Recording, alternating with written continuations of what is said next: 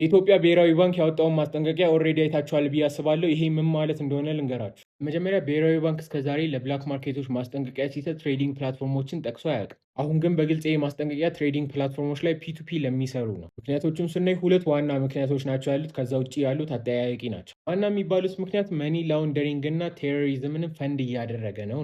የቀረው ግን ቮላቲሊቲ፣ ፕራይስ ማኒፕሌሽን፣ ፍሮድስ ኤንድ ስካም እና ደግሞ ኦፕሬሽናል ሪስክስ ናቸው ይላል። ፋራሳይ ነው የፕራይስ ቮላቲሊቲ እና ማኒፕሌሽን እስከዚህም አይደለም። ለፍሮድ እና ለስካም የመጋለጥ ቻንስ ደግሞ በጣም ጠባብ ነው። ባይዘዌ ፍሮድ እና ስካም ሲል በየጊዜው ገንዘባችንን እጥፍ እናደርጋለን እያላችሁ ማታውቁ ዌብሳይት ላይ ክሪፕቶ ገዝታችሁ እየላካችሁ ብራችሁን ስትበሉ ደግሞ ፖሊስ ጣቢያ የምትሄዱ እናንተ ነው የሚመለከቱ። ነገር ግን የናሽናል ሴኪሪቲ ጉዳይም ስለሆነ መኒ ላውንደሪንግ እና ቴሮሪዝም እነዚህ ሁለቱ ምክንያቶች ለማገድ ከበቂ በላይ ናቸው።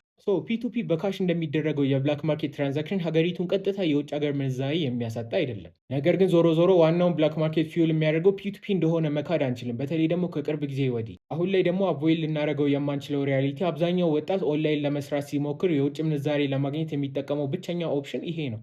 ይሄ ማለት ፒቱፒ ሙሉ ለሙሉ ሊቆም የሚችል ነገር አይደለም ማለት ነው። ብሔራዊ ባንክ ለዚህ መፍትሄ ያለውን ነገር እዚህ ጋር አስቀምጧል። ህጋዊ ሆኖ የመንግስት ቁጥጥር ባለበት ተገቢ የሆነ ትራንዛክሽን የሚደረግበት ፍሬምወርክ እያዘጋጀ እንደሆነ መንግስት ገልጿል። እዚህ ጋር አንድ ኦፈር አለኝ። መንግስት የራሱን ኤክስቼንጅ ዴቨሎፕ ቢያደርግ ወይም ደግሞ አሁን ኦፕሬሽናል ከሆኑት ኤክስቼንጆች መሀል ከአንዱ ጋር በደንብ ኢንተግሬት ቢያደርግ በጣም አሪፍ ነው የሚሆነው። እስከዛ ግን የምንኖርበት ሀገር ያወጣው ህግ እስከሆነ ድረስ ኦቤ ማድረግ አለብን ማለት ነው። ለማንኛውም ላይክ እና ፎሎ ማድረግ እንዳረሱ፣ ሀሳባችሁን ደግሞ ኮመንት ላይ አድርጉልኝ።